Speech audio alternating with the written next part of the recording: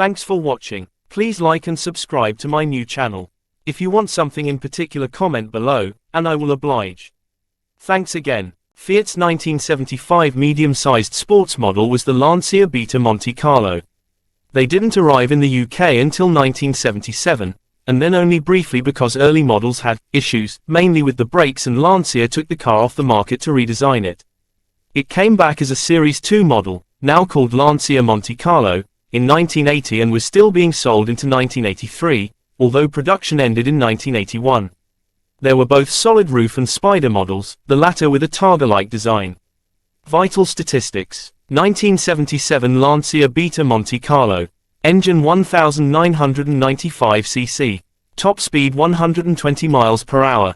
0 to 60 miles per hour 10 seconds.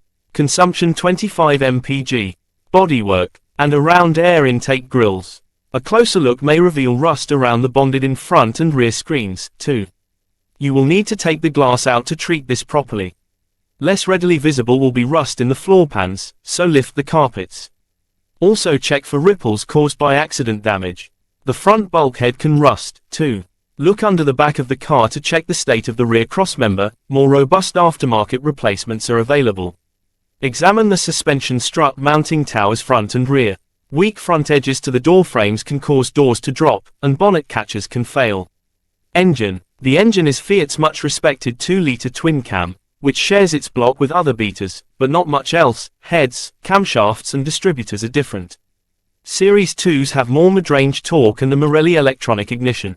If starting's a problem, check the engine earth lead. The camshaft belt must be changed every 30,000 miles or earlier, so check when it was last done. Look for oil leaks from the back of the engine. It's transverse. Remember, where the block and head meet.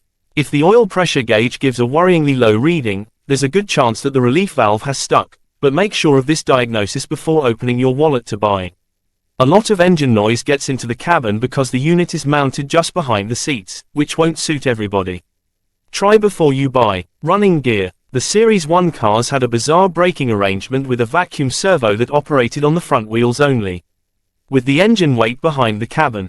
It's no surprise they suffered from premature front brake lockup.